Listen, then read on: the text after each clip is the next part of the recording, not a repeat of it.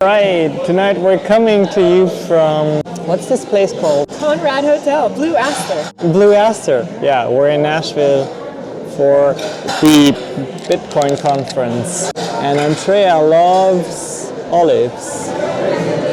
Can I have one? Go ahead. Okay. How excited are you to be here for the Bitcoin conference and in Nashville? I'm extremely excited. It's essentially, let me see, discovered Bitcoin in 2016 and it has been amazing to me. Such a great asset. Essentially has given us what you can call financial freedom. It allows us to travel like this and be very relaxed in our businesses too. So you're very excited because for you it's something that you've been following for over a decade and now you kind of get to see, where it was from the beginning, I guess. Mm-hmm. Not the beginning, but pretty close to the beginning before it got widespread adoption, and you get to be around a bunch of other people. What else are you excited about? Yeah. And do I have that right? Yeah, I would say pretty much. I mean, there was a time where Bitcoin was under $1, right? So I was not at that beginning, but Bitcoin was around $2,000 per coin when I discovered it. So I was still early. Yeah. And I think what is exciting to be here is just the fact that an entire community and industry developed around cryptocurrencies. And then there's not just the cryptocurrencies, but also the surrounding industries that build tools around crypto. Oh, yeah. That we refer to as decentralized finance. So it's not just a currency anymore. It is just a way of living. It's a philosophy. It's a way of doing business. It is very much decentralized freedom. And something that I am really looking forward to is learning about that world. Yeah. Learning about practical implications, about the different businesses that can be started because of it. Besides investing opportunities, which are obviously really important, what are you looking most forward to learning about in terms of this conference, besides just the networking and meeting? Yeah, I think I am most interested in learning what startups and what protocols and what ventures, what policies are out there to drive global adoption beyond just people who are somewhat tech savvy, just global widespread adoption, for it to be a store of value of choice, for it to be the vehicle of choice to transfer value. That to me is something that I'm very much looking forward to, talking to people who also make a living by having immersed themselves in this industry. There's so many interesting things you can do in decentralized finance where you replicate processes that are very common in traditional finance, but they are somewhat flawed because of bureaucracy or because of slow speed and lack of innovation. And all of that is probably something that we will learn a lot about when we are here. I'm almost overwhelmed with the opportunities of what there is to learn. Just thinking about art and all of the Web3 and the different opportunities is kind of incredible, things that I hadn't necessarily thought of before. There's all of these parallel sessions and speakers, and it's quite political as well, yeah. Which are kind of that was what you were alluding to. But just going on the website, looking at all the events, the satellite events, the agenda, the speakers. Of course, you've got Michael Saylor, who I'm really interested in hearing from, because if anybody knows a Bitcoin influencer, it's probably going to be him, just because this guy is, he could have stopped buying, but he buys every day. Also, something interesting that you mentioned were all of the businesses surrounding Bitcoin, the opportunities. So that's something that's going to be worth listening to? And then the political candidates that are coming, you've got Trump, you've got RFK Jr. Yeah. There's senators here who obviously... and other presidential candidates who were running.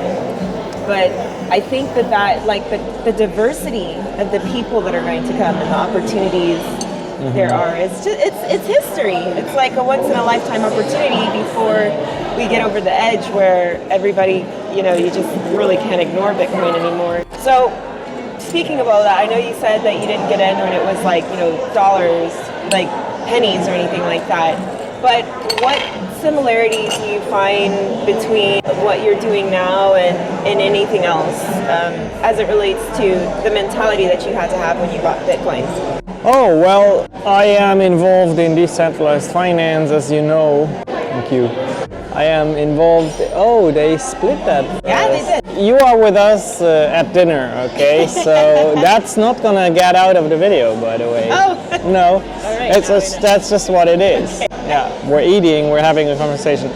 Yeah, we are involved in decentralized finance, and there's ways, again, where we have a crypto bank that has its own token, that has seen quite a lot of ups and downs lately. Did that happen to Bitcoin, by the way? Has it happened? Is it happening? Oh yeah, of course. Bitcoin has had tremendous ups and downs, and Bitcoin was also listed on exchanges that went bankrupt, and everything that could have possibly have happened to Bitcoin, has also in some form or fashion happened to, for example, this coin that we are heavily invested in called Tron, right? But everyone here is a pioneer. I always like to think in metaphors. I mean, do you think back when, for example, the settlers in who came to the United States, they were pioneering the frontiers?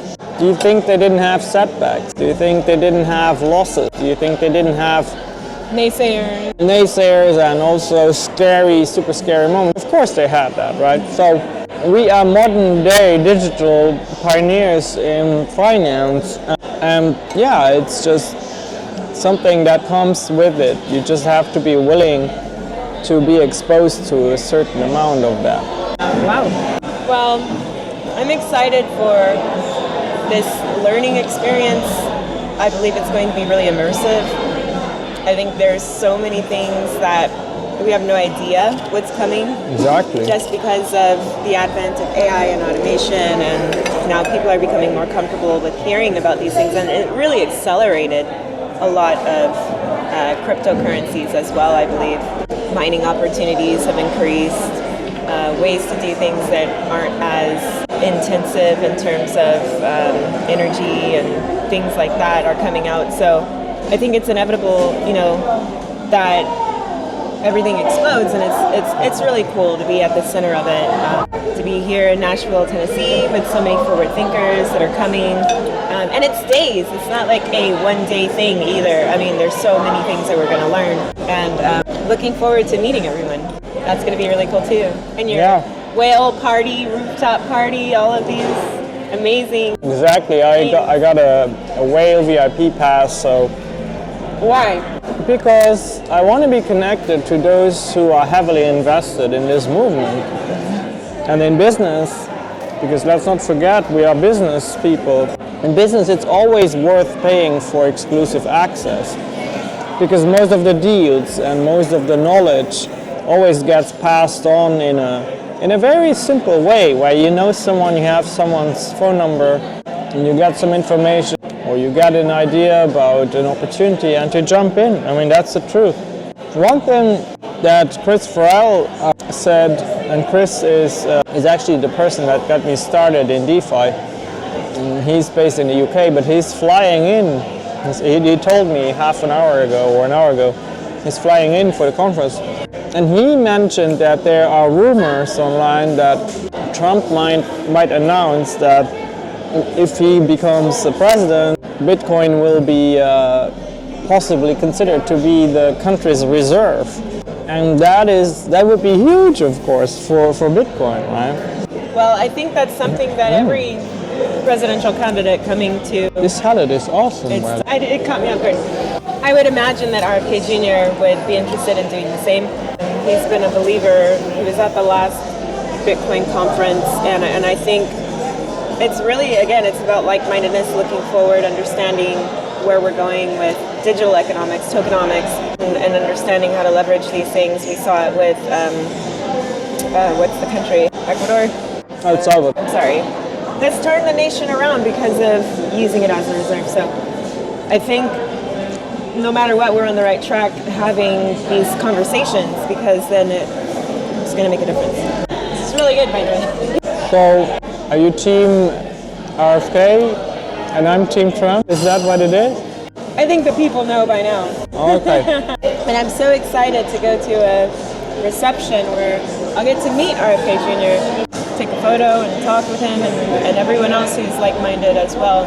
Again, it's that intersection, that cross between crypto and politics, and understanding that they are intertwined. And that's just the way that very much so. Yeah, very much so. Money is energy, and energy moves things in nations and countries. You're either going to be involved or not. You're either going to be interested or not. I think it's fascinating.